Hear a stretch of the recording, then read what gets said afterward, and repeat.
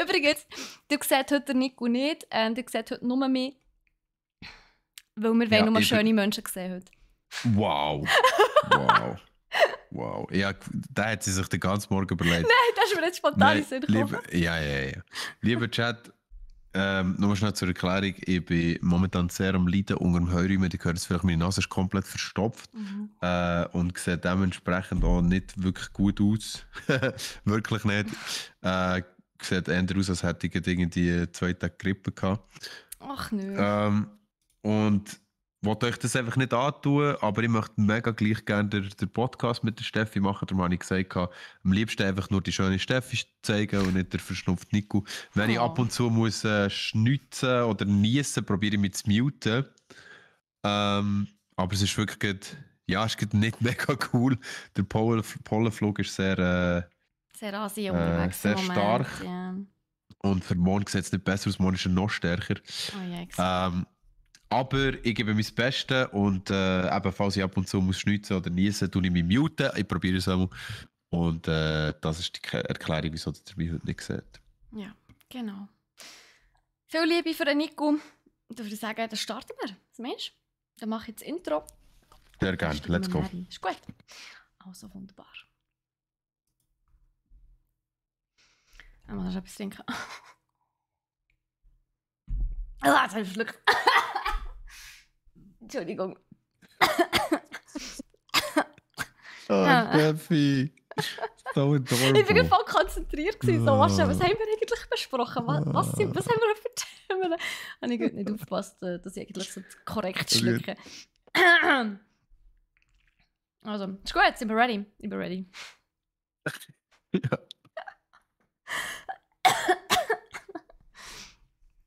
Also. Nintendo hat endlich Tears of the Kingdom Gameplay gezeigt. Und die Special Edition Konsole, der Switch Controller und Hüllen vor allem, Hüllen sind jetzt im Shop vorbestellbar bei uns auf brag.ch. Außerdem Lego 2K Drive. Der Nico erzählt euch ein bisschen über nostalgische Lego Racers. Und dann haben wir noch eine ganz kleine News zu einem neuen Game im Xbox Game Pass. So viel zum Buff. Im Crit haben wir ganz miese April-Scherze. Zum Beispiel Elon Musk kauft Valve und damit Steam. Also, I don't know, aber fände ich gar nicht cool. Nicht nach dem, was er mit Twitter angestellt hat. Und wir haben es eigentlich schon ein bisschen gesehen, aber die E3 wird definitiv abgesagt. Und im Loot haben wir noch ein paar Neuheiten in unserem Shop, die ab jetzt bestellbar sind, beziehungsweise vorbestellbar. Und dann würde ich sagen, dann hüpfen wir auch schon gerade ins erste Thema. Und beziehungsweise, hoi Nico, du bist ja auch noch da, fast vergessen. Yes, Nico, hello. Hi, wie geht's dir? Es geht. Ja, zwischenzeitlich auch wieder müssen niesen, darum ich bin gerade so ein bisschen... Danke. Wir gehen so ein bisschen im Heuräumen-Modus und er ist wirklich das Jahr sehr heftig. Das heisst, egal wie viele Tabletten das ich nehme dagegen, es kommt halt immer wieder so ein bisschen Wellen. Darum entschuldigt, wenn ich ein bisschen verkältet töne. Es ist tatsächlich die guten alten Pollen, die rumfliegen. Aber sonst eigentlich okay, geht mega viel ums Arbeiten, mega viel ums Tun. Eben die Fantasy Basel steht da. Fantasy Basel Hype, let's go! Genau. Ist nämlich schon gleich, und zwar in 1,5 Monaten sind wir schon an der Fantasy Basel. Vom 18. bis zum 20. Mai findet die statt und wir sind in vollster Vorbereitung. Genau. In vollster Fülle sind wir da, genau. Ja, das auch, ja. Also, wenn der Nico mal niest, kein Problem. Du darfst noch gerne mal niesen, das ist nicht so tragisch, Nico. Falls du nicht mehr rechtzeitig kannst muten, ist es absolut kein Weltuntergang. Ich probiere es. Also, aber dann würde ich sagen, dann steigen wir jetzt ins erste Thema. Und zwar hat letzte Woche am 28. März, das war ein Dienstag, Nintendo ein lang ersehntes Video veröffentlicht. Und zwar Gameplay zu Zelda Tears of the Kingdom. Wir haben endlich ein bisschen sehen, was die neuen Fähigkeiten vom Link werden sein. Wir wissen ja alle, Tears of the Kingdom ist der direkte Nachfolger von Breath of the Wild. Wir haben praktisch eigentlich wieder die gleiche Oberfläche, ausser dass wir jetzt ja, auch zum Beispiel in die Sky Islands, in die sogenannten, können aufsteigen, sage ich jetzt einmal. Also wir haben eine Erweiterung von unserer Welt, sage ich jetzt einmal, indem wir Inseln hoch oben im Himmel können besuchen können. Und dort ist natürlich so die grosse Frage, so, ja, wie kommen wir überhaupt dort rauf? Und der Link hat eine neue Fähigkeit, wo er die Zeit von Gegenständen umkehren kann. Das heisst, wenn zum Beispiel ein Felsen von so einer Sky Island runterfällt, das natürlich schön innen programmiert ist, genau rechtzeitig dann, wenn man dran vorbeiläuft, kann ich mir das sehr gut vorstellen. Genau dann kann man dort auf den Felsen, der oben runterfällt, klettern, die Zeit umdrehen für das einzelne Objekt, sage ich jetzt einmal, und mit dem Stein natürlich wieder aufsteigen auf die Inseln. So kommt man unter anderem zu diesen Sky Islands rauf. Es ist gesagt worden, es gibt mehrere Wege, wie man dort rauf kommen kann. Also, ja, einer ist wahrscheinlich auch mit verschiedenen Transportmitteln. Eine weitere Fähigkeit ist nämlich die Fusion. Also, du kannst verschiedene Materialien und Gegenstände miteinander verbinden. Und so entsteht zum Beispiel auch ganz, ganz witzige und coole und sehr kreative Transportmittel. Also eigentlich etwas, wo man bei Breath of the Wild schon so ein bisschen gemacht hat, indem man das System und Game Mechanics ausgenutzt hat. Das ist jetzt ein sehr wichtiger Bestandteil bei Tears of the Kingdom, indem man eben die Fähigkeit hat, effektiv so 2 verschiedene Gegenstände zusammen zu gluen. Oder mehrere Gegenstände. Das ist so eine grüne Glibbermaterial. Also ein bisschen so sieht es auf jeden Fall aus. Und dann kann man zum Beispiel auch Rädchen und so weiter, also Ventilatoren und so weiter, kann man dort an verschiedene Oberflächen befestigen und dann kann man sich zum Beispiel in die Luft erheben oder man baut sich ein Auto, einen Ballon oder ein Floss oder ein Boot, whatever. Und man kann aber nicht nur so Gegenstände für Transportmittel zusammenbasteln, sondern tatsächlich auch neuerdings verschiedene Gegenstände und so auch noch Waffen erstellen. Also du kannst zum Beispiel aus einem Stock einen Hammer machen, indem du zum Beispiel einen Stein oder einen kleineren Felsen dran machst. Das ist zum Beispiel schon mal sehr, sehr gut. Das tut übrigens auch die Durability, also die Haltbarkeit der Waffen deutlich steigern. Also normalerweise gerade bei einem Stöckchen, das du hast, hast du 2-3 Mal auf einen Gegner gehauen und dann ist der gebrochen. Und du hast ihn nicht mehr verwenden.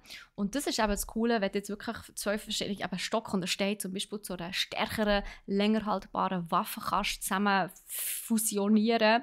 Du kannst zum Beispiel auch 2 verschiedene Waffen aneinander machen. Also wenn du zum Beispiel einen Stock und eine Heugabel aneinander machst, dann hast du dann eine mega lange Waffe, wo du natürlich eine immens weitere Reichweite hast. Und so kann man sich auch die Gegner vom Hals halten. Es gibt auch so Sachen wie Fans, also wo du so wie so ein Segel kannst benutzen, wo die Gegner einfach wegpusten kannst. Und etwas, was mega witzig ist, du kannst neuerdings Materialien kombinieren mit deinen Waffen und den Schildern. Also zum Beispiel, wenn du so ein Eisglibber mit einem Pfeil kombinieren, dann bekommst du automatisch einen Eispfeil. Bei Breath of the Wild hast du zum Beispiel die Eispfeile extra suchen oder kaufen. Und jetzt kannst du das einfach selber machen. Und die Materialien, das sind eigentlich meistens Monstermaterialien. Also wenn du Monster besiegst, dann droppen die. Und von denen hast du eigentlich, ich würde jetzt sagen, normalerweise immer zu viel. Ich bin aber überzeugt, dass ich wahrscheinlich bei Tears of the Kingdom immer zu wenig werde haben. Vor allem eins, was super, super praktisch ist, du kannst Pfeile mit einem zum Beispiel Fledermausauge kombinieren und dann hast du so ein Aim. Also das aimet näher zu den Gegnern. Das heisst, du kannst irgendwo herschießen und du triffst trotzdem. Wie cool ist das? Also ich finde das super geil. Das ist mega cool. Ja. Vor allem einfach auch das Kombinieren, das ist etwas, wo um ein Game Bock, so viel... Das ist so kreativ. Ja, das gibt so viele neue einfach auch interessante Aspekte zum Game. Ja, das ist cool. Ja, so gibt es zum Beispiel auch einen neuartigen Pilz, den du an deinem Schild kannst befestigen. Und wenn ein Gegner auf den Pilz erholt, also du blockst natürlich mit den Angriff mit deinem Schild ab, aber wo natürlich dort ein Pilz drauf klebt, es pufft so eine Rauchwolke aus dem Pilz raus. Und das heisst, der Gegner sieht ihn dann nicht mehr. Das ist so Zeug einfach grandios. Also ich feiere es mega. Ich bin echt gespannt, was man da alles kann machen kann. Was es alles für Materialien hat, die man kann kombinieren kann. Es ist echt cool. Und was es auch noch gibt, ist tatsächlich eben da die Fähigkeit, gegen Ufen können durch Felswände und so weiter zu aufsteigen, sage ich jetzt einmal. Also das hat ihr sicher im Trailer schon gesehen. Wenn du eine Decke hast, dann kannst du durch die Decke durch aufsteigen. Und du kannst effektiv durch so ganze Berge drauf. Also vorher hat man da wirklich mühsam raufklettern. Es hat zum Teil ewig gedauert. Und zwischendrin hat es angefangen zu regnen, dann bist du ausgerutscht, dann hast du keine Mana mehr gehabt. Und also teilweise war es wirklich, wirklich mühsam gewesen. Und da haben sie jetzt eben eine Fähigkeit, dass du, sobald du irgendwie eine Höhle hast, unter einem Berg, kannst du auf den Berg rauf, einfach indem du eben durch das feste Material von Fels einfach die Tür aufsteigst. Mega cool. Also auch da bin ich echt gespannt. Und das ist zum Beispiel auch cool, wenn du mal irgendwo gefangen bist. Also falls du irgendwie mal gekidnappt wirst oder noch einmal eingesperrt wirst, dann kannst du so einfach entkommen. Mega nice. Echt mega nice. Und wirklich gut, ja. Ja. Ich bin echt gespannt. Und natürlich mit einem neuen Game kommen neue Materialien, kommen neue Gegnertypen, kommen neue Flora und Fauna, sage ich jetzt einmal. Das wird es in Tears of the Kingdom definitiv auch haben. Es gibt also unfassbar viel zu entdecken.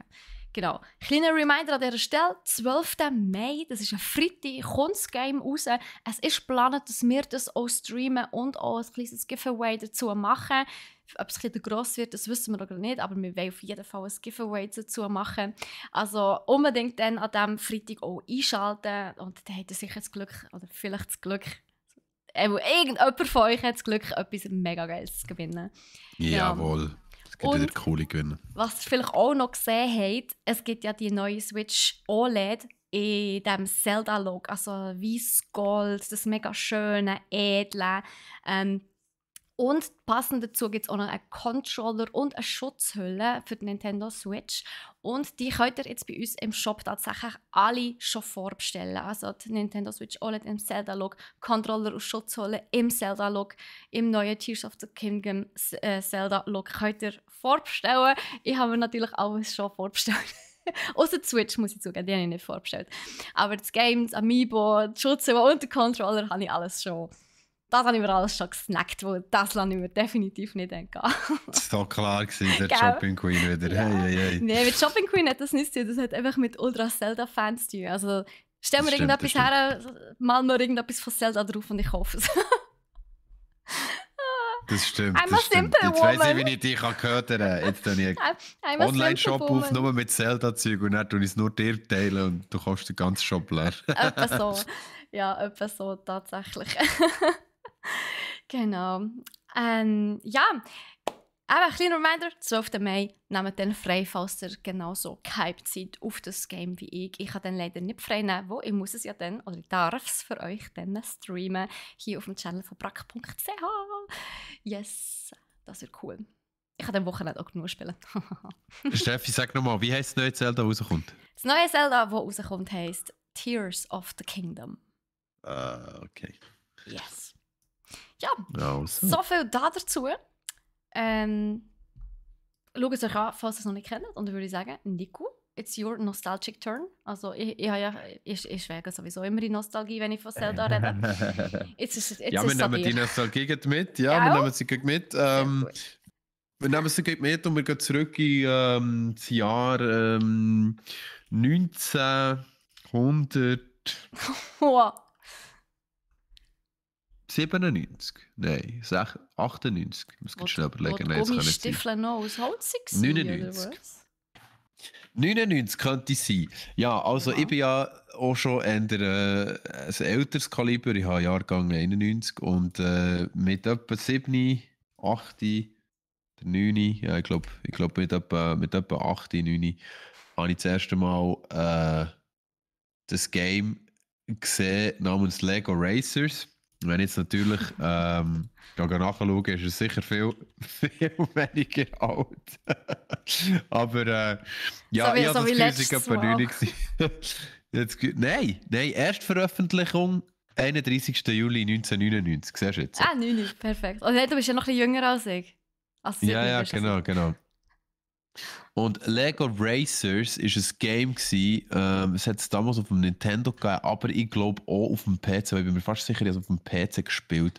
Das Game hat mich dann komplett abgeholt, weil man konnte Rennen fahren und ich, obwohl ich ja nicht Auto fahre, bin gleich ein Fan von Rennfahrspielen tatsächlich, wenn sie noch irgendeinen coolen Twist haben. Das heisst zum Beispiel, ich bin ein grosser Fan von Flatout, wo man ja mit den Autos ineinander muss reinputschen oder grobe Unfälle muss verursachen. Ich bin ein grosser Fan von Mario Kart, von all diesen Games, wo eigentlich zum Racing dazu halt noch ein Aspekt mehr dazu kommt. Und ich bin auch guter Fan von Midnight Club gewesen, oder Need for Speed Underground, wo man noch zu tunen hatte. Und er hat so ein Game gegeben in der letzten Zeit, das hat sicher der eine oder andere von euch auch schon gehört, das hat der Crew geheissen, oder der Crew 2. Ist auch so ein Game gewesen, wo man mit verschiedensten Fahrzeugen hat, können Rennen fahren und dazu eigentlich noch coole Missionen erledigen. Und wenn ich von verschiedenen Fahrzeugen rede, dann meine ich wirklich Flugzeuge, Autos und Boote. Und der Trick bei dem war, dass jedes Mal, wenn du eigentlich die Unterfläche wechselst, also wenn du zum Beispiel vom Wasser in die Luft gehst, wechselst zum Flugzeug, und wenn du von Straße ins Wasser gehst zum Boot. Man kennt das auch vom Mario Kart 8 mittlerweile, glaube ich, und vom Sonic Racing. Das Shiften vom Fahrzeug oder in ein anderes. Jetzt ist es so. Was hat das alles miteinander zu tun? Lego Racers ist dann zumal ein cooles Racing-Game gewesen, das wirklich an Mario Kart angeknüpft hat, aber einen coolen weiteren Aspekt hatte.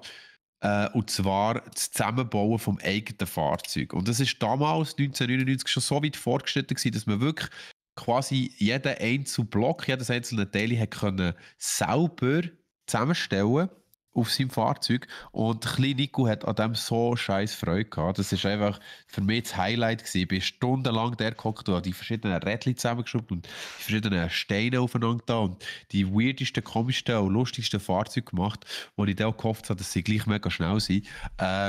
Nostalgie pur. Jetzt, wo ich gehört habe, dass Lego 2K Drive rauskommt. Muss ich schnell schauen, habe ich es jetzt falsch gesagt, Steffi? Nein, es heisst 2K Drive, oder? Ja, 2K Drive. Ja, okay, alles gut. Du hast schon gedacht, jetzt mit den vergeben. Nein, genau, 2K Drive. Und zwar, weil es wieder kommt, der Aspekt ist wieder da.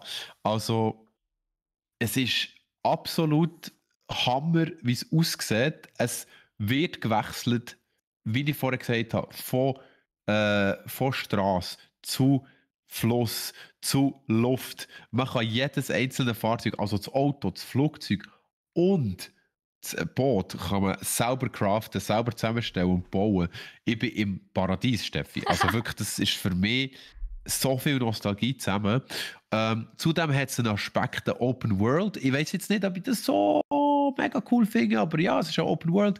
Man kann verschiedene Quests erledigen neben dem Rennenfahrt.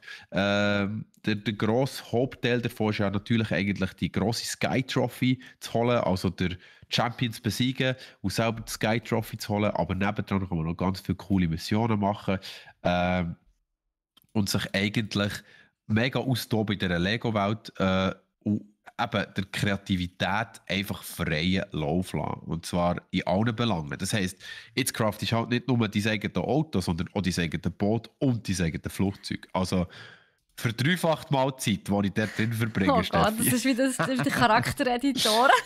Ja, das wird so gut. Ja, aber es sieht wirklich auch mega, mega toll aus, das muss ich wirklich sagen. Und vor allem, das ist halt auch so ein Aspekt von diesen Lego-Games und auch den Filmen. Also, I don't know why, aber sie sind so witzig auch immer und es sieht einfach so cool aus. Also, ich finde auch, oh Gott, sorry Leute, ich entschuldige mich jetzt schon, aber everything is awesome. Ja, genau. Das so gefeiert, der Scheiß. Ja, genau. Das Scheiß-Lied ist mir ewig nachgelaufen. Also heute noch nachher teilweise. Ja, wenn ich an Lego denke, kommt mir einfach da sein. Und sorry für den Ohrwurm. Ja, das ist völlig recht. Du hast völlig recht. Das ist genau, das ist aber mega cool. Fantastisch. Also ich bin ja eigentlich auch jemand, der theoretisch zu diesem Lego-Zeug auch mehr sagt, hey, ist okay, ist jetzt vielleicht gerade ein bisschen, ja, ist mir vielleicht doch gerade ein bisschen zu spielerisch, kindisch. Lego Star Wars hätte ich jetzt nicht gespielt. Hier nochmal, also alle, das ist nicht irgendein Urteil von mir. Ich persönlich finde es halt wie, es ist zu wenig mies. Aber bei diesem Racing-Game, das hält mich halt so ab, dass ich nicht kann sagen, das werde ich nicht spielen, weil ja, da bin auch ich nochmal Kind.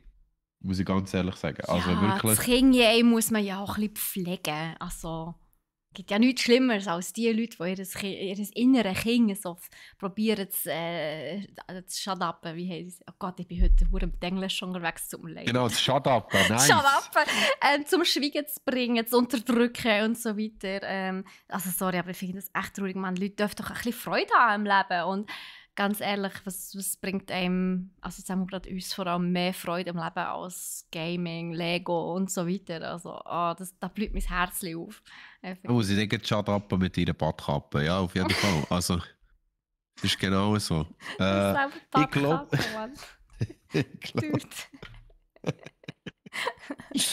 Ich glaube, ich freue mich einfach mega auf das Game und es wird lustig. Und mehr kann ich gar nicht dazu sagen, weil es ist eigentlich recht einfach gestrickt und cool. Und ich freue mich drauf. Ich glaube, dort muss man einfach sagen... wir haben es im Shop! Wir sind im Shop? Oh, geil.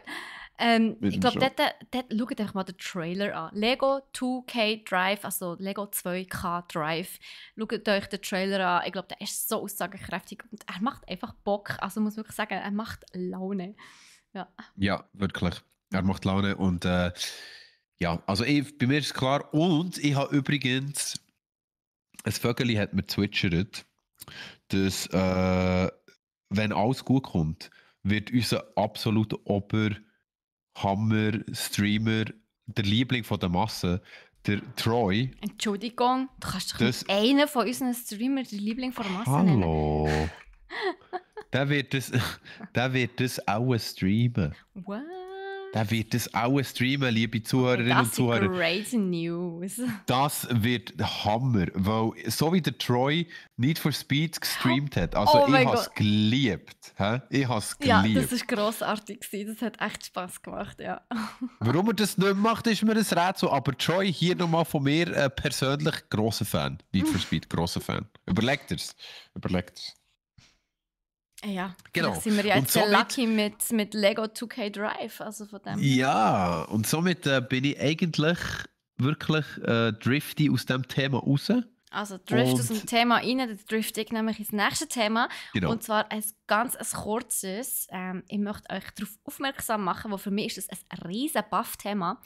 Und zwar hat der Xbox Game Pass neuerdings Civilization 6, also so neuerdings ist neu ist die News wahrscheinlich auch nicht mehr. Aber ja, wir haben jetzt eine Woche ausgesetzt. Von dem her sind die News vielleicht jetzt aber nicht mehr ganz so die neuesten. Aber Civilization 6 kann man jetzt mit dem Xbox Game Pass gratis spielen.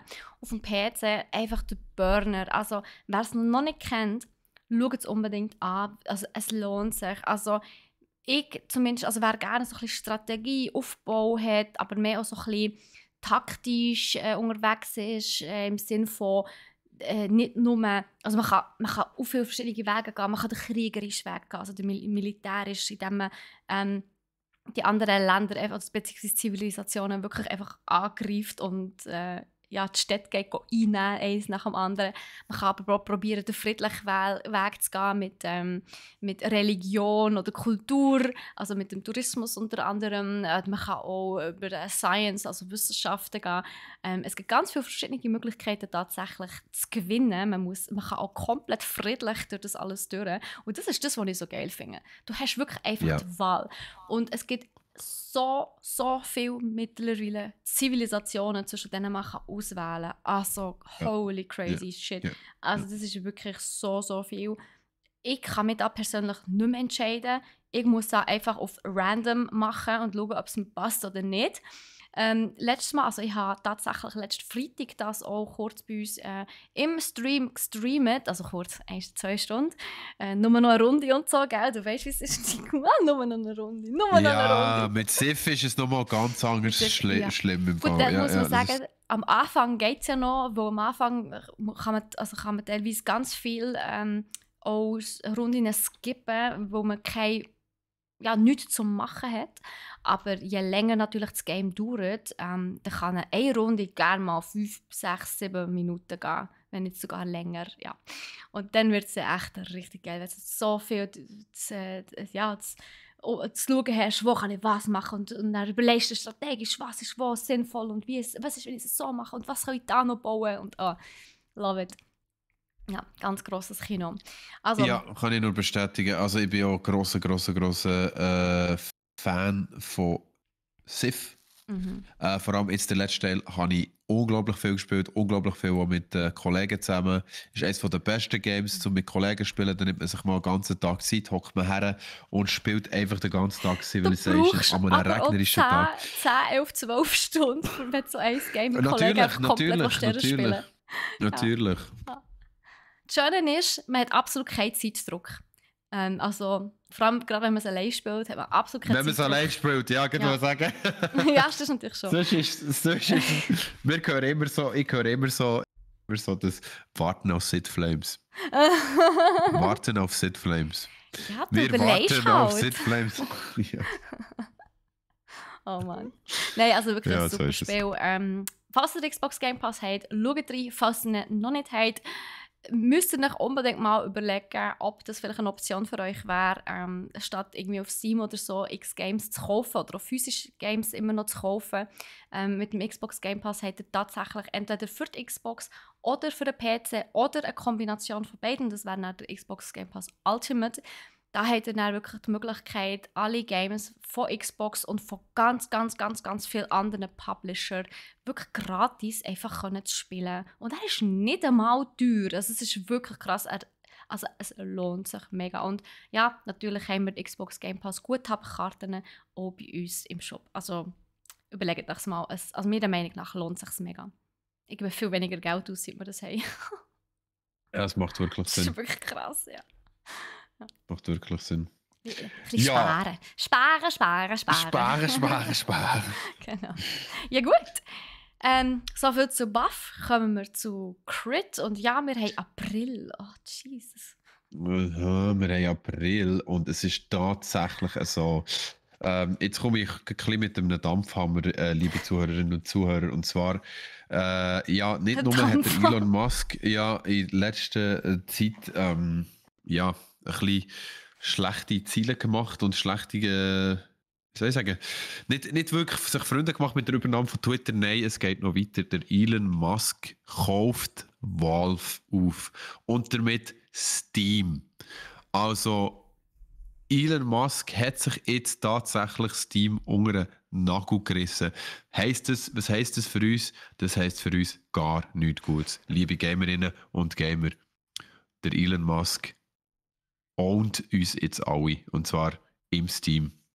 Also richtig ownt er uns. Steffi, was sagst du zu dem? Ich weiß nicht, was sagst du dazu? Ja, also ich bin geschockt und aus allen Wochen gefallen, als ich das gehört habe. Wir sind RIP. Wir haben es gesehen, es ist durch. Ich kann mich abmelden, ich kann mich auf Epic Games konzentrieren, auf anderes Zeug konzentrieren. Steam ist für mich gestorben. Ich kann eigentlich direkt aufhören, Gamer zu sein. Also, es ist eigentlich wirklich das Ende von einer Ära. Das Ende von uns Gamer, das Ende von allem. Offenbar. Und somit verabschiede ich mich. Nein, jetzt mal ohne Scheiß. Es ist ein April-Scherz. Der Elon Musk übernimmt natürlich Steam nicht. Es ist ein mega fucking blöder April-Scherz gewesen. Ich weiß nicht genau, wem. Ich glaube sogar GameStar selber. GameStar und GameStar hat es episch gemacht. Also da haben wir wirklich Also ich musste zweimal schauen. Es ist wirklich teilweise Zeug gekommen, wie zum Beispiel, ich hatte mir schon Elden Ring gekauft auf Steam, also warum nicht gleich Steam? Oder wer gerne im Büro übernachtet, erhält künftig kostenfreie Decken samt Kissen. Wer stattdessen lieber Freizeit außerhalb des Büros verbringt, bekommt dafür bald deutlich mehr Zeit als früher. Ebenfalls kostenlos. Nein, der hätte aber hart. Too soon. Nachdem er sich mit Twitter angestellt hat, Bro, too soon. Oder hätten wir schon damals bei Half-Life 2 sämtliche Dialogzeilen von Hauptfigur Gordon Freeman per KI schreiben lassen, hätte sich die Entwicklungszeit locker halbiert. Aus diesen Fehlern können wir jetzt lernen. Half-Life 3 wird geil. Also, ich muss sagen, einerseits ein mega gut gelungen. Also, ich meine, sind wir ehrlich. Also, ich hasse 1. April-Scherze, weil die meisten sind einfach so hure lame. Aber der hat mich jetzt wirklich zuerst ein bisschen aus dem Konzept gebracht und dann warte, es ist 1. April, das kann nicht stimmen. Das ist obvious. Aber es ist schon mega gut gemacht. Es ist so gut gemacht von ihnen. Also wirklich. Das Schlimmste ist halt, es wäre sogar vorstellbar. Also, to be honest, es würde mich nicht wundern. Weißt du, das ist ja noch das Schlimme. Ja. Und also, das ist wirklich ein gelungener, aber ein sehr mieser Aprilspätz. Hey, die haben da mit unseren Gefühlen gespielt. Unglaublich. Ja, nein. Also, das ist wirklich Hammer. Irgendwo habe ich noch irgendwie gelesen, Promi-Boxen, Trump gegen, keine Ahnung, noch nicht wissen, also sie wissen noch nicht werden, aber sie haben, ja, irgendwie, das ist Promi-Boxen mit dem Trump. Es hat ein paar gute gegeben, April-Scherze. Also es hat ein paar okay April-Scherze gegeben. Ich glaube, Coop sowie auch Migros haben sich ein paar erlaubt. Die mit dem Katz habe ich gut gefunden. Mit der Katz, genau, wie ist das gegangen? Coop Stofffacher war es, glaube ich, wo neuerdings eine Katze im Laden ist, die man streicheln kann. Ah ja, man kann bei der Kasse kann man Katzen streicheln. Ja. Und dann, was war noch? Ah ja, genau. Tinder wird ab jetzt alle Bilder bannen, wo eine Person mit einem Fisch drauf ist. Also das ist super random, sorry. Also, ja. Was ist das? Oder Lipton Iced Tea hat das Fried Chicken, Wasabi, Taco und Ramen Iced Tea rausgebracht, flavored. Und absolut. Ah ja, und SBB hat Social Media Auszeit. Es gibt jetzt Digital Detox Abteile in der SBB-Züge. Wo man das Handy abgeben kann. Wo das Handy muss abgeben, genau. Finde ich eigentlich gar nicht so ich würde sagen, eigentlich ist die Idee voll cool.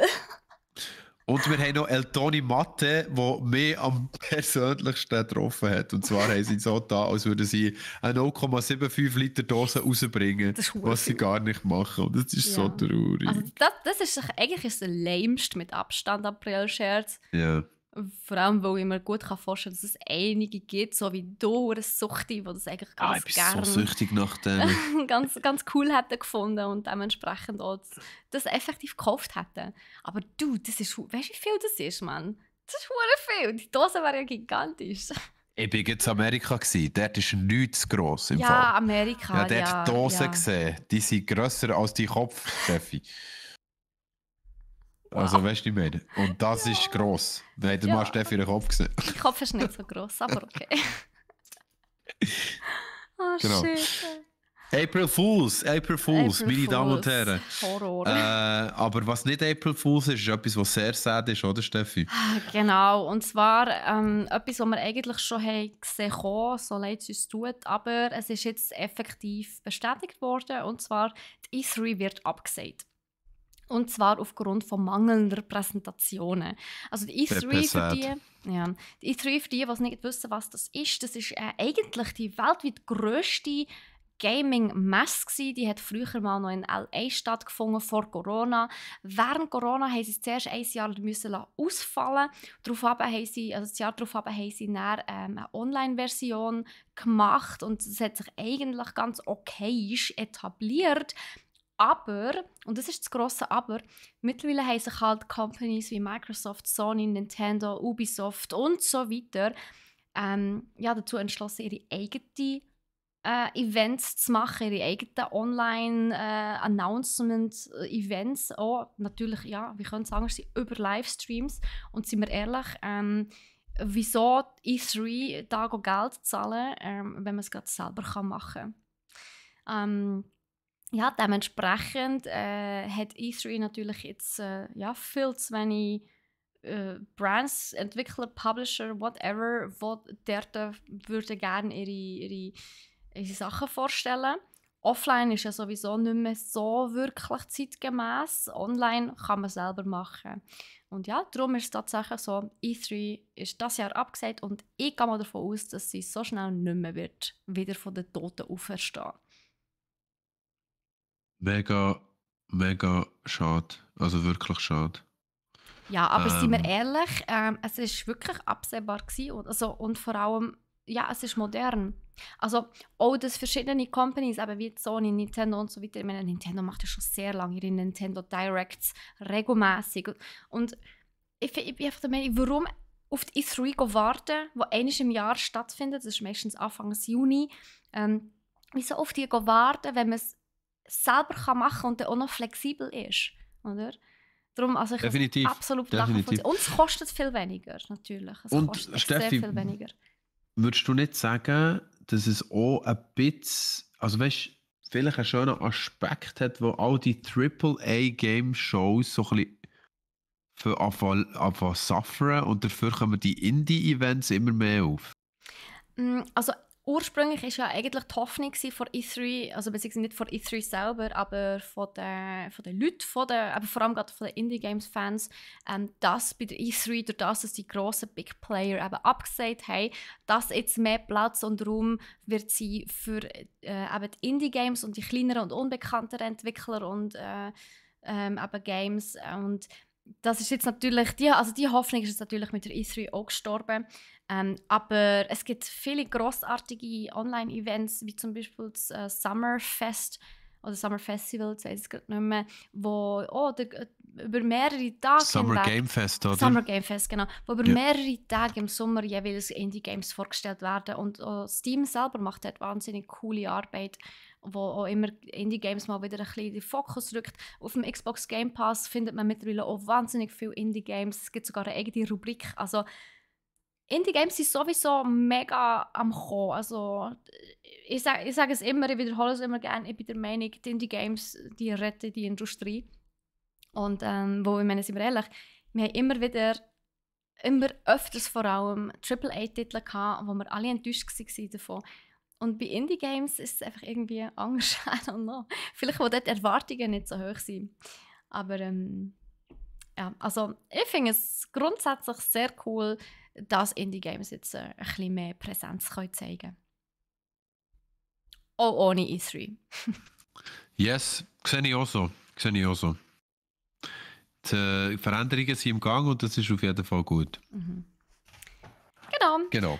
Yes, soviel zu Crit. Das wäre es auch schon gewesen. Wir sind froh, dass die Fantasy Basel nicht online stattfindet.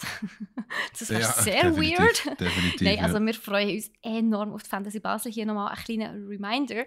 Wir werden im Mai, vom 18. bis zum 20. Mai, das ist über Pfingsten, das ist Donnerstag, Freitag und Samstag, werden wir mit unserem eigenen Stand an der Fantasy Basel sein, mit dem unter anderem Twitch-Booth, unserem beliebten Glücksrad, und das ist natürlich wieder vor Ort. Wir haben einen geilen Playseat von Logitech. Und wir haben auch einen Corner, wo ihr eure Taschen und T-Shirts bedrucken könnt. Das wird auch ganz, ganz cool. Und wir haben so eine kleine Action und sonst coole Sachen für euch geplant. Also kommt auf jeden Fall vorbei, Hallo sagen, würden wir uns mega, mega freuen. Genau. Yes. Also wir haben, genau, wie Steffi schon sagt, ich knüpfe da noch schnell kurz an, weil wenn es jemand weiss, der Patchmeister oder... ist das so? Ja, nein, wir haben wirklich sehr, sehr viele coole Attraktionen für euch parat an der Fantasy. Wir möchten auch ganz, ganz klar in diesem Jahr den Fokus viel mehr noch auf das Erlebnis an unserem Stand richten, also dass ihr kommt und dass ihr wirklich wie auch das diverse Sortiment von Brack könnt erleben, was wir alles eigentlich bieten, was eigentlich alles bei uns zu finden ist und dass wir eben in dieser Gaming-Szene wirklich auch ja, ich würde schon sagen, einer der grösseren Players in der Schweiz. Und ja, also ich kann nur schwärmen, wirklich kommen an unseren Stand. Ich will wirklich noch nicht zu viel verraten, weil wir werden es noch ein paar Mal umkehren und umdrehen und durchwuscheln und neu sortieren und wieder herstellen, aber es wird ultra cool. Freut euch auf jeden Fall auf die Fantasy, freut euch auf den Wettbewerb, den es wird geben. Es wird mega viel Glücksrad-Giveaways geben, da könnt ihr wieder am Rad drehen, im guten Sinn und coole Sachen gewinnen. Wir haben mega viele Giveaways von Pokémon-Stuff über Revel-Modell Star Wars. Wir haben diverse kleine Gadgets, die man gewinnen kann. Speicherkarten, Notebook, Schlösser. Ich habe gar nicht gewusst, dass es das gibt, aber es gibt Notebook-Schlösser.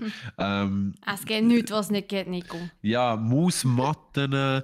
Also wirklich die coolsten Hersteller haben uns coole Giveaways mitgegeben und coole Wettbewerbspreise. Aber auch bei den Wettbewerbspreisen gehen wir von Gaming über Gaming-Tische bis Laptops, diverse Gaming-Laptops, Bildschirme.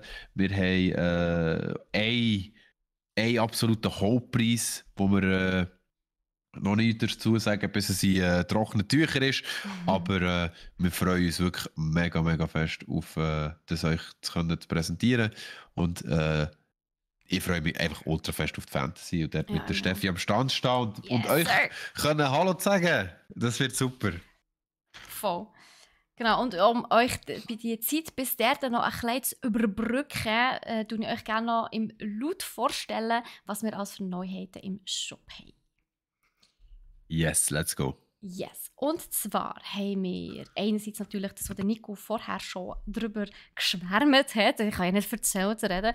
Also sagen, wo es ja wirklich ein Schwärmen war. Holt euch das Game. Lego 2K Drive. Und zwar für PS4. Es gibt es für PS4. Okay. Ich hoffe mir's direkt. Es gibt es für PS4. Was? Oh mein Gott. Okay, das ist drin. PS4, PS5 und Xbox Series X und Xbox One und natürlich auch für die Nintendo Switch. Und es gibt 2 verschiedene Versionen, und zwar die Standard Edition bzw. Code in a Box und die Awesome Edition. Nico, weißt du, was der Unterschied noch ist zwischen der normalen und der Awesome Edition? Ich glaube, bei der Awesome Edition hast du noch viel mehr zusätzliche Inhalte. So viel ich weiss. Und wenn ich ganz ehrlich bin, ich habe nicht wirklich nachgeschaut, weil ich mir die Awesome Edition hole. Aber ja, Nico, ich denke mal, es gibt. Ich denke mal, es gibt sicher mehr dort zu bekommen. Aber ich kann natürlich auch gerade schnell meinen Computer fragen, was ist dort speziell. Also ja, frag du die Computer, ich mache hier mal weiter. So, also falls ihr auch eure Kids zum Beispiel oder eure Enkel oder Göttikind oder wer auch immer, Göttikind, Next Generation zu kleinen Gamers herzuzüchten, dann haben wir 2 Empfehlungen für euch. Und zwar erstens Illusion Island. Das ist ein Jump'n'Run mit Mickey und Minnie Mouse, und Donald Duck, Goofy und so weiter. Also die ganzen alten Disney-Stars, wie wir sie kennen und lieben. Und es gibt sogar, also man kann sogar im 4-Spieler-Koop-Modus spielen.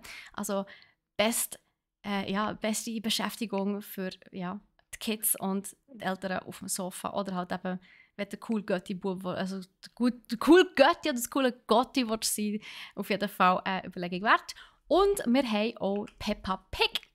Das ist sicher auch ein Game, das man mit den Kiddies kann spielen kann. Es ist aber 3-jährig. Also, wenn nicht mit diesem Spiel kann man kleine Zockerlis, kleine Kindergamerlis dran züchten. You know what I mean, genau. Und dann haben wir natürlich auch noch ein kleines Sortiment für die Erwachsenen unter uns.